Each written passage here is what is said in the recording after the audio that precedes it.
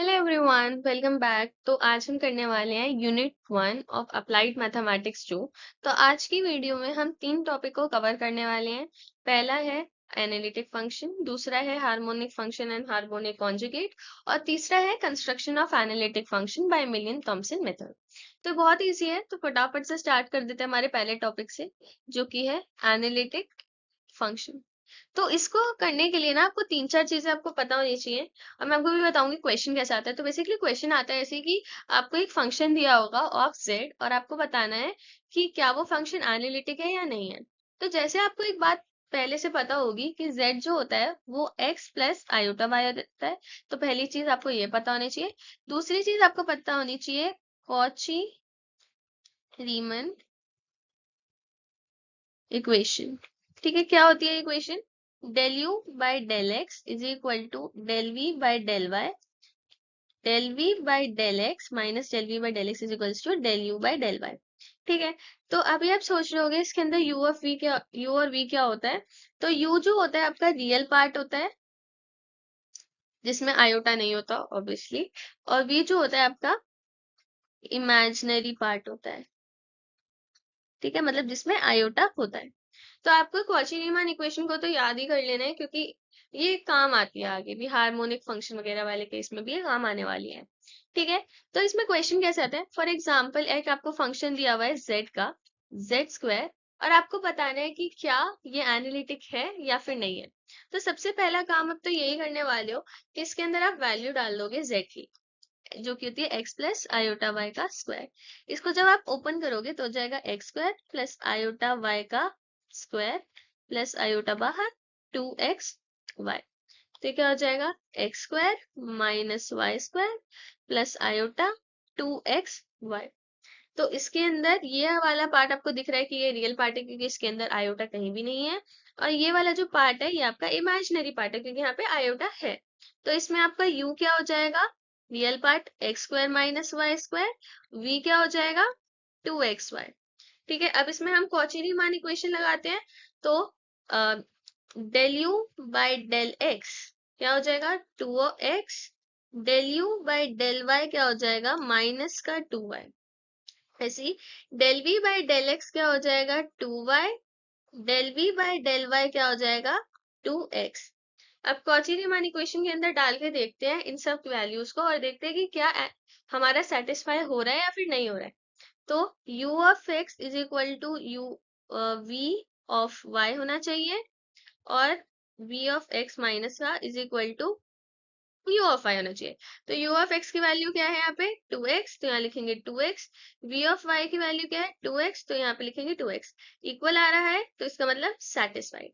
Next देख लेते हैं, v ऑफ x की वैल्यू यहाँ पर है, जो कि है 2x 2y माइनस का, यहाँ माइनस क्यों लगाया हमने? क्योंकि यहाँ पे से कॉची रीमान इक्वेशन में से यहाँ पे माइनस होता है ना, इस वजह से। और u ऑफ y कहाँ है? ये रहा, इसकी वैल्यू क्या है? Minus of 2y। तो यहाँ से भी क्या हुआ? ये सेटिस्फाइड। तो अब ये दोनों जो है हमारी कॉची रीमान इक्वेशन जो है सेटिस्फाई हो गई है। तो इसका मतलब क्या है कि f of z is equal to z square जो है इज एन एनालिटिक फंक्शन। ठीक है, अब इसके अंदर ये तो आपको मैंने बहुत ही इजी वाला बता दिया, मतलब ऐसे ही आता है। अगर 2.5 मार्क्स वाला अगर कोई भी क्वेश्चन आता है मिड टर्म वगैरह में, तो ऐसे ही आता है। थोड़ा सा अगर तुम इस क्वेश्चन को घुमा दो, तो वो ज्यादा नहीं घुमाएंगे, ऐसे ही घुमा सकते हैं कि साइन ऑफ जेड दिया हुआ है आपको, एफ ऑफ जेड, और आपको बताना है कि क्या ये एनालिटिक है या फिर नहीं है। तो वही साइन जेड की वैल्यू क्या आ जाएगी? X plus iota Y.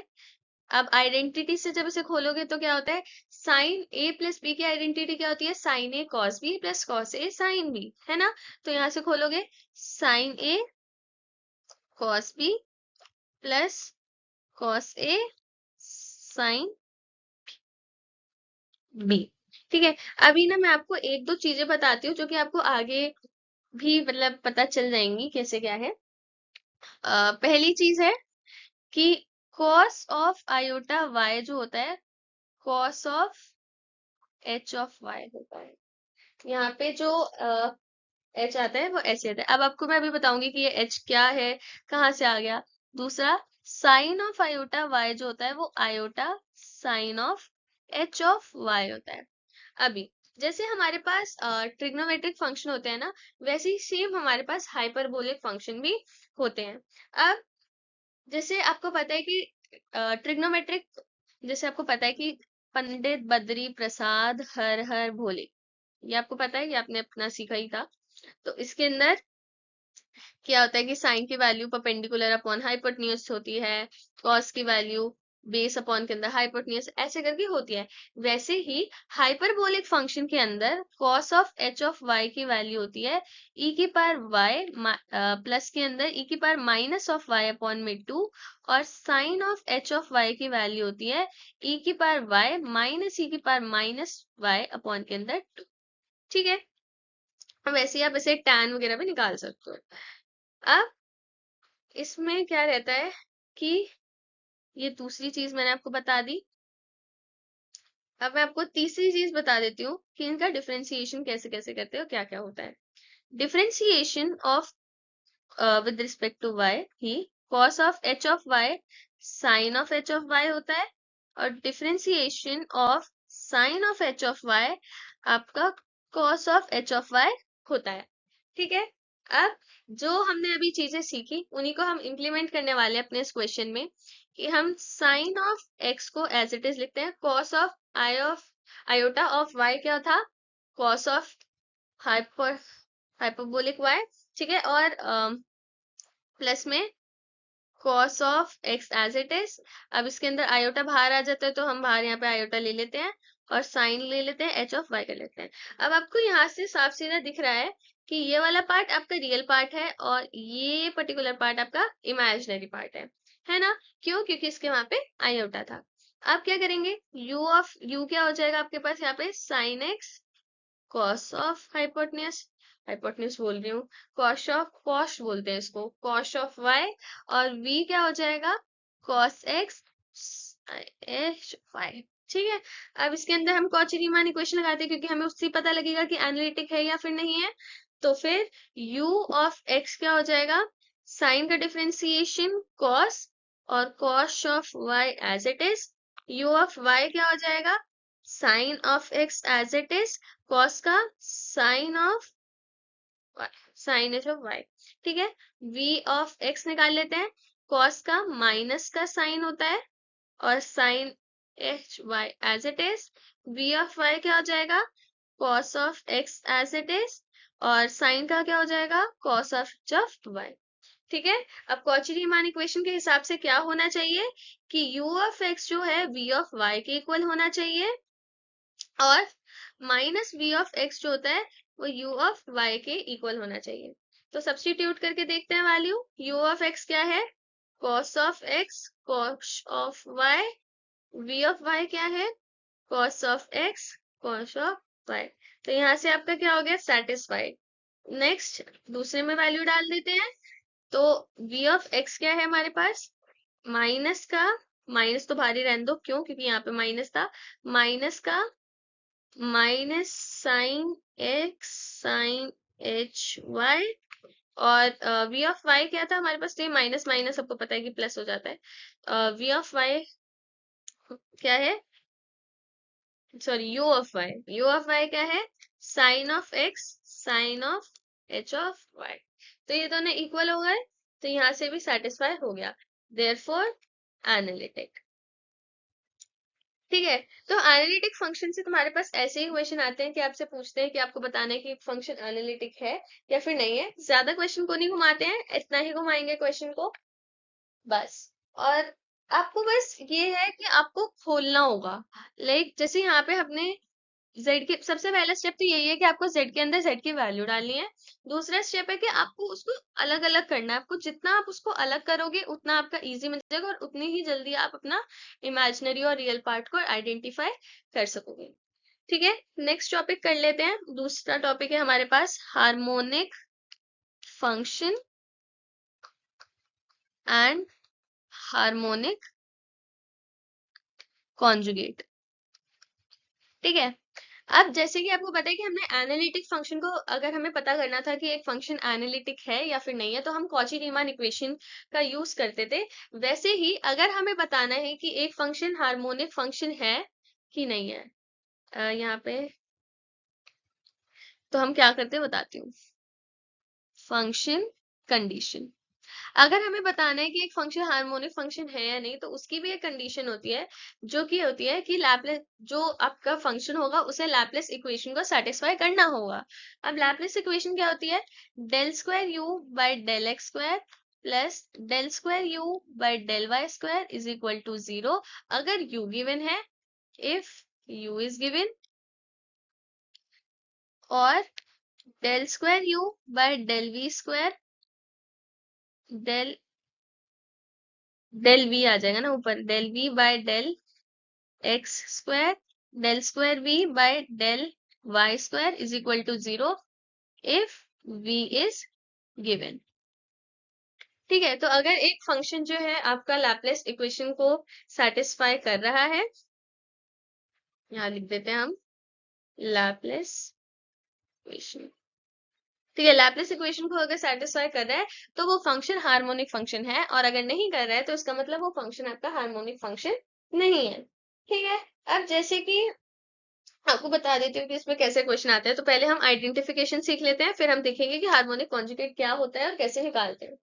ठीक है, फॉर एग्जाम्पल आपको क्वेश्चन दिया हुआ है यहाँ पर, वेट, यहाँ आपको क्वेश्चन दिया हुआ है, आपको वैल्यू दी हुई है v of x of y, आपको वैल्यू दी हुई है 3x स्क्वायर, यहाँ पे y माइनस के अंदर y का क्यूब, और आपको पूछा हुआ है कि आपको बताना है कि क्या ये जो फंक्शन है वो एक हार्मोनिक फंक्शन है या नहीं।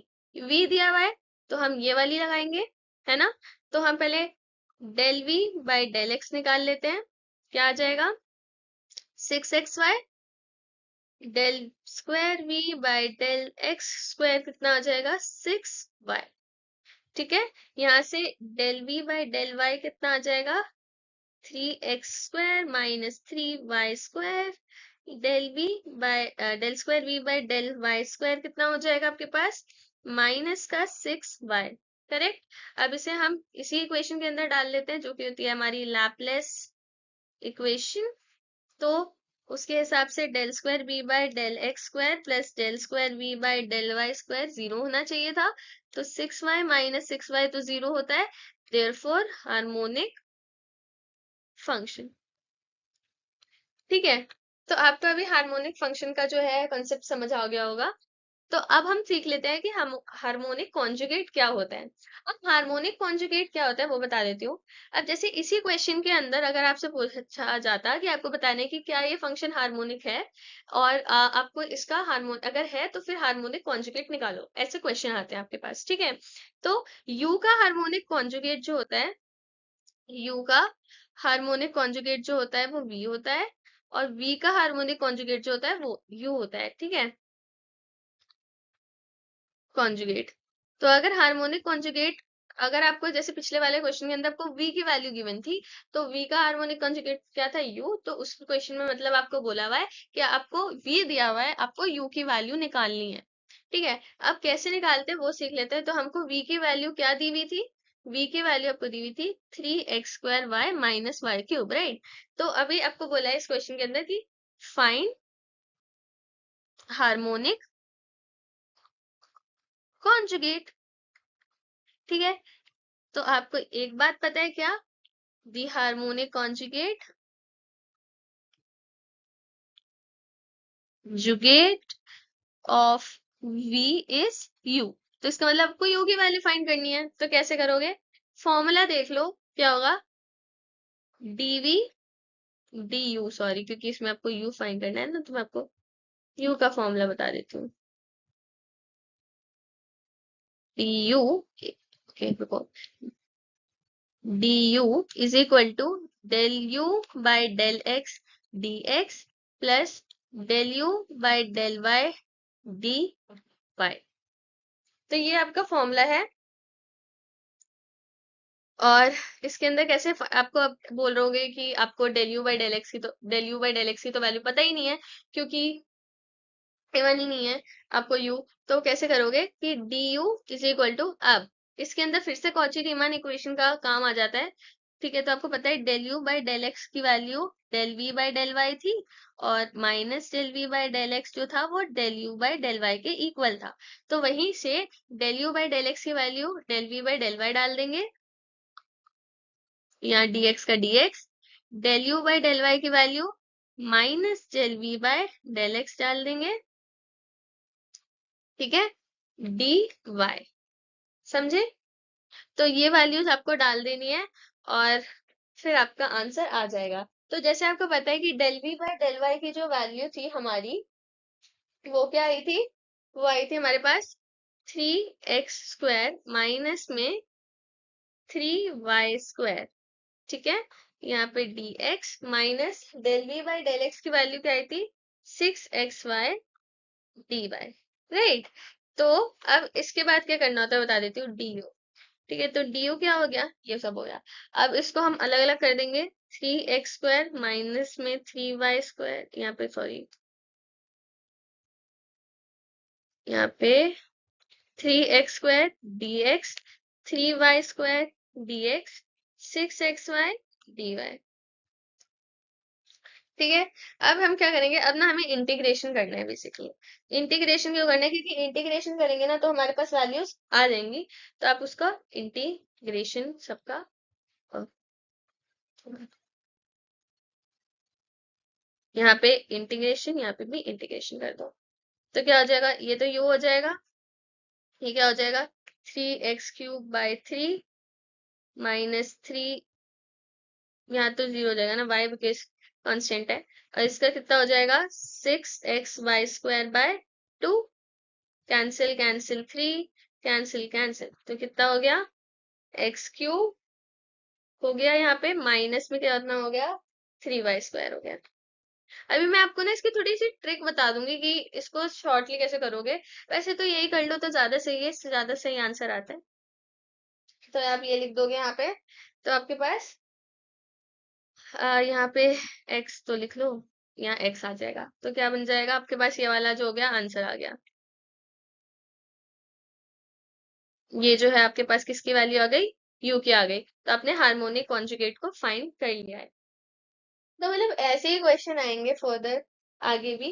अभी जो मैं आपको ट्रिक की बात बता रही थी, वो ये थी कि जैसे कि du था आपके पास, तो du की वैल्यू क्या आई थी आपके पास? 3x² dx minus 3y² dx minus में 6xy dy, ये आई थी। तो क्या कर सकते हो बता देती हूँ, कि अभी आपको दिख रहा होगा यहाँ dx है, ओके, यहाँ पे dx है, और यहाँ पे y का फंक्शन है लेकिन x का फंक्शन नहीं है, यहाँ पे dy है लेकिन x का भी फंक्शन है, ऐसे सीन है। तो पहली बात तो आप इसमें से कॉमन निकाल लो। कैसे? 3x² dx है, ऐसे वाले फंक्शन को जिसके अंदर, अब जैसे यहाँ पे आप देखो कि dx है और x का ही फंक्शन है, यहाँ पे ऐसे नहीं है, यहाँ पे dy है और फिर y और फिर x का भी फंक्शन है साथ में। तो कैसे करोगे? पहले तो कॉमन निकालो, 3 बाहर y² dx माइनस 2 बाहर xy dy। ठीक है, अब यहाँ पे क्या था? du था। ठीक है, अब जब इंटीग्रेशन की बात आएगी तो फिर वो कैसे करते हैं बता देती हूँ। अब इंटीग्रेशन का साइन लगा देंगे हर जगह, तो यहाँ पे हो जाएगा u इज इक्वल टू 3 बार, इसको तो एज इट इज कर दो जैसे पहले करे थे, माइनस 3 बार integration of y² dx minus 2xy dy, ये करना है आपको।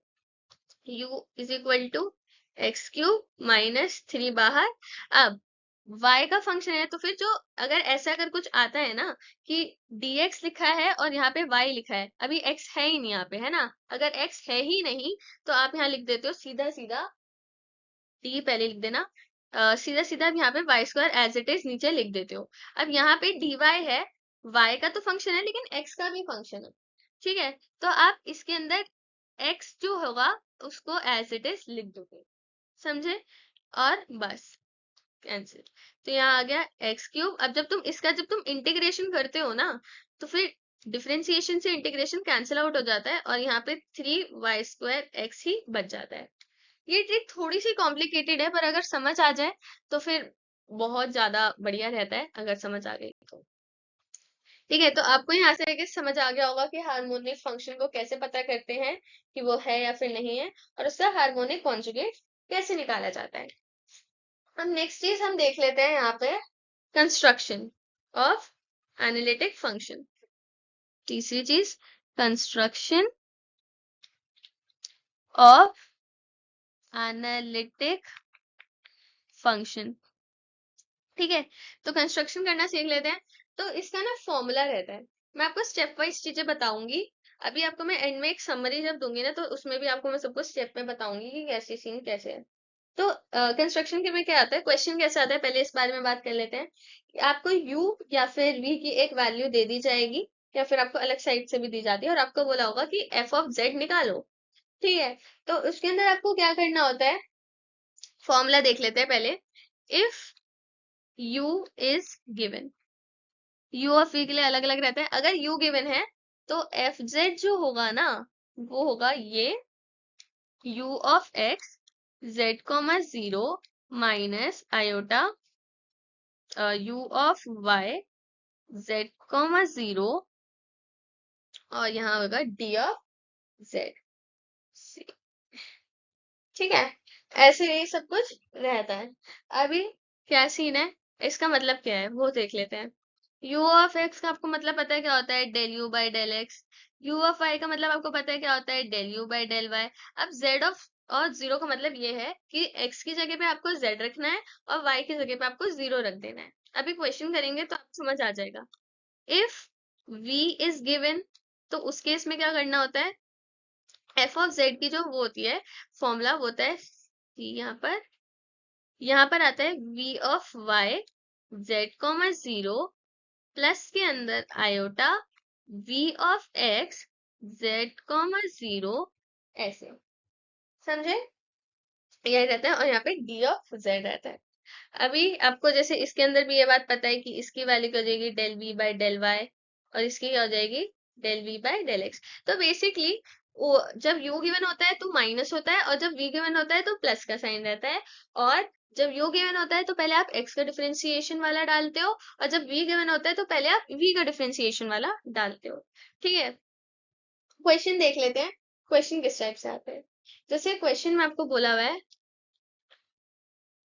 ओके, क्वेश्चन में आपको बोला हुआ है कि u गिवन है आपके पास, u की वैल्यू गिवन है एक्स क्यूब माइनस 3xy² और आपको बोला है फाइंड f ऑफ z। तो कैसे फाइंड करोगे, u ऑफ ये गिवन है तो इसका मतलब है कि v का तो कुछ काम ही नहीं है, नहीं, तो फिर कैसे फाइंड करोगे। तो फॉर्मूला पहले लिख लेते हैं, f ऑफ z क्या फॉर्मूला था, c, यहाँ पर क्या आ जाएगा u of x z comma 0 minus में iota u of y z comma 0 dz। ठीक है, ये फॉर्मूला था आपका। तो इस फॉर्मूले के लिए हमें क्या क्या चाहिए, u ऑफ x चाहिए, तो u ऑफ x के यहाँ से कितना हो जाएगा, 3x² माइनस के अंदर 3y²। और क्या चाहिए आपको, u ऑफ y चाहिए, u ऑफ y के यहाँ से कितना हो जाएगा, x तो कुछ भी नहीं रहेगा, तो इसमें रहेगा माइनस का 3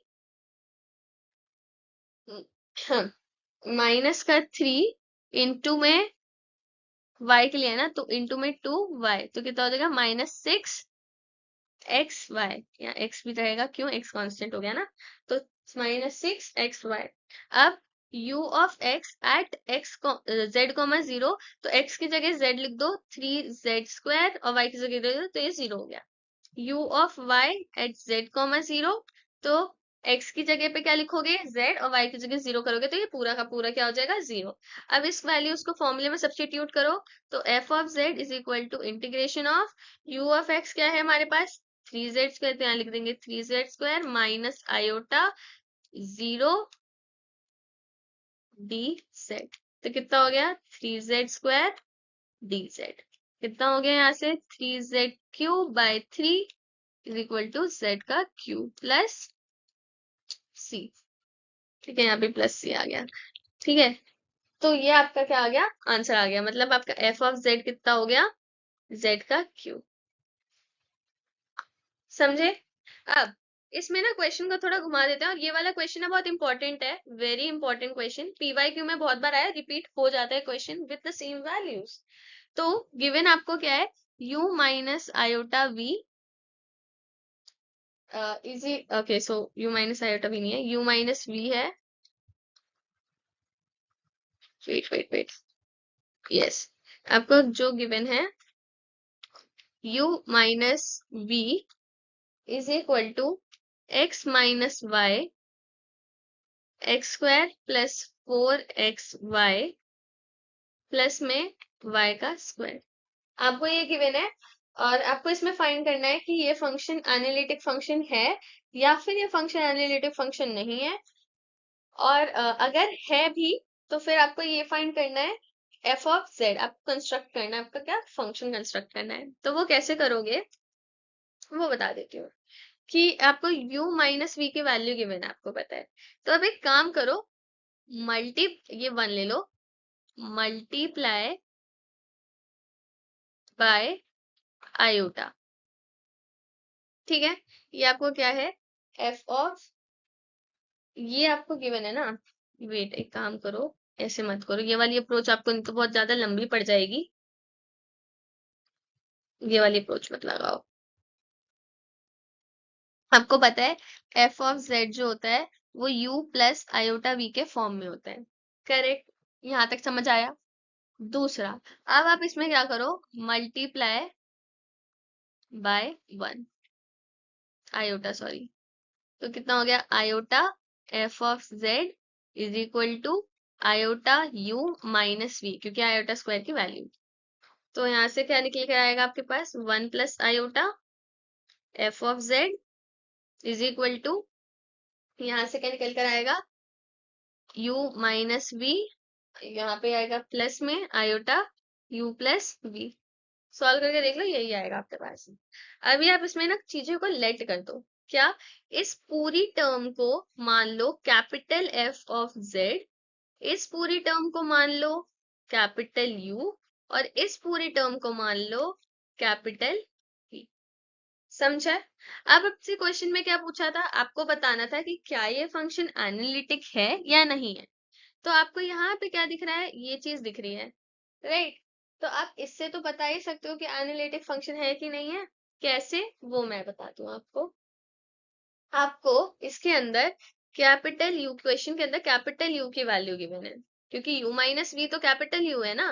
तो आपको इसका मतलब U, कैपिटल U की वैल्यू गिवन है, क्या गिवन है, x minus y x square plus 4xy plus y square, ये वैल्यू आपको गिवन है। तो अब आप क्या करने वाले हो कि ये वाला जो फंक्शन है ये एनालिटिक ही होता है। अगर ऐसे होता है तो ये फंक्शन एनालिटिक होता है, सॉरी ये नहीं पूछते आपसे क्या एनालिटिक है, आपसे पूछते हैं कंस्ट्रक्ट करना है आपको फंक्शन। तो मतलब आपको basically capital F of Z की वैल्यू निकालनी है और आपको कैपिटल यू गिवन है। ठीक है, तो आप क्या करोगे, फॉर्मूला क्या होता है जब आपको u गिवन होता है, f of Z is equal to, integration करते हो आप u ऑफ x का z comma zero minus iota u of y z comma zero dz, ऐसे आप इसका करते हो। तो इसको करो, u ऑफ x कितना हो जाएगा, यहाँ से करके देखो, x minus y as it is रख दो, u ऑफ x कर दिया हम, ठीक है, x minus y as it is रख दो, यहाँ पे 2x आ गया प्लस 4y आ गया, ठीक है, plus x square plus 4xy माइ प्लस में y square as it is रख दो, इसका क्या हो जाएगा 1। जब इसमें z और 0 डालोगे, x की जगह पे z और y की जगह पे 0, तो यहाँ से कितना आ जाएगा 2z स्क्वायर, ठीक है, ये इंटू हो गया तो 2z स्क्वायर, प्लस के अंदर क्या आ जाएगा आपके पास यहाँ पर प्लस, यहाँ पे लगा दो तो आ गया z का स्क्वायर, तो बेसिकली 3z स्क्वायर। तो u ऑफ x की वैल्यू आपको मिल गई है 3z square. u of y निकालो, u ऑफ y कैसे निकाल दोगे आप यहाँ से कि x minus y as it is रहने दो, यहाँ पे 4x आ गया प्लस 2y आ गया, ठीक है, plus x square plus 4xy plus y square as it is रख दो, इसका क्या आ गया माइनस का 1। तो यहाँ से क्या मिल गया, जब तुम u of y z comma zero के लिए निकालते हो, x की जगह पे z, यहाँ पे x की जगह पे z, ठीक है, यहाँ पे माइनस लिख दो, x की जगह पे z, यहाँ पे 0 हो गया और बाकी भी 0 हो गया, तो कितना हो गया 4z square minus z square is equal to 3z square. ठीक है, तो यहाँ से भी आपके पास ये चीज आ गई। अब इसको फॉर्मूले के अंदर डाल दो, फॉर्मूला जो था कैपिटल एफ ऑफ जेड करके आएगा ये इसकी वैल्यू क्या थी 3z स्क्वायर थी, प्लस था आयोटा था, 3z² यहाँ पर भी था और यहाँ पे dz था। ठीक है, अब जब तुम इसको इंटीग्रेट करोगे तो अलग अलग इंटीग्रेट कर लेते हैं इसको। ठीक है, तो हो जाएगा 3z² integration dz plus iota बाहर 3 बाहर इंटीग्रेशन ऑफ z, इंटीग्रेशन का साइन थोड़ा खराब बन गया, इंटीग्रेशन ऑफ z² dz। तो यहाँ से क्या हो जाएगा 3z³ 3 प्लस 3, यहाँ पे आयोटा था, z³ 3 कैंसिल होके क्या आ गया z³ आ गया, प्लस प्लस में तो नहीं आएगा y। पहली बात हमने यहाँ पे गलती कर दी, यहाँ पे फॉर्मूला हमने को थोड़ा सा गलत लिख दिया, यहाँ पे माइनस का साइन था। वेट वेट वेट, यहाँ पे ये माइनस होता है, यहाँ पे माइनस होता है, यहाँ पे माइनस होता है, राइट। तो ये आ गया, तो हमारे पास क्या आंसर में क्या है z³ माइनस में आयोटा z³ कॉमन निकाल लो तो बन गया 1 माइनस आयोटा। अभी क्वेश्चन खत्म नहीं हुआ है, अभी आपने capital of f of z निकालना है, आपको स्मॉल f ऑफ z निकालना है। तो capital of f of z की वैल्यू कितनी आई थी z³ 1 माइनस आयोटा, करेक्ट। अब पीछे से हमने देखा कि capital of f of z की वैल्यू क्या थी, आपकी थी 1 plus iota small f of z is equal to capital z³ 1 minus k। तो small of f of z की value z³ 1 minus iota 1 plus iota. इसमें क्या कर दो, इसको रैशनलाइज, 1 प्लस आयोटा से थोड़ी रैशनलाइज होगा, ये होगा आपके पास 1 माइनस आयोटा से rationalise, sorry 1 minus iota 1 minus iota. तो यहाँ से कितना हो गया z³ 1 माइनस आयोटा का स्क्वायर अपॉन में 1 माइनस आयोटा स्क्वायर। तो कितना हो जाएगा z³ 1 माइनस आयोटा का स्क्वायर अपॉन के अंदर 2 हो जाएगा, क्यों, क्योंकि आयोटा स्क्वायर की वैल्यू कितनी होती है वो। दूसरी बात, कैपिटल में यहाँ पे प्लस सी कांस्टेंट को लेना मत भूलो, यहाँ पे प्लस सी, जब ये नीचे जाएगा तो ये उसके साथ भी प्लस सी हो जाएगा, यहाँ पे मतलब सी के साथ भी कैसे हो जाएगा, ये z³ 1 minus iota square by 2 plus C upon के अंदर, जब ये नीचे जाएगा तो इसके भी तो नीचे जाएगा 1 प्लस आयोटा। ठीक है, तो हम इसको हम k मान लेते हैं, इसको k मान लेते हैं, तो ये बन जाएगा z³, फिर उसके बाद यहाँ पर क्या बन जाएगा, अब इसको खोलो तो a² minus b² a² plus b² minus का 2ab होता है, 2 प्लस में k, ये कितना हो गया z³ 1 प्लस 1 माइनस का 2 आयोटा अपॉन 2 प्लस k, तो कितना हो गया z³, जब 2 तुमने कॉमन निकाला तो यहाँ 1 माइनस आयोटा ही बचेगा और वो कैंसिल हो जाएगा 2 से, प्लस का k, तो आंसर आ गया। तो ये वाला क्वेश्चन जो है ना बहुत बार पूछा गया है और ये आता भी है, तो ऐसे ही आपको कंस्ट्रक्शन करना होता है। तो हैव अ नाइस डे, ऐसे क्वेश्चन आते रहेंगे। थैंक यू, अगली वीडियो में वापस से मिलते हैं विद मोर इम्पोर्टेंट टॉपिक्स।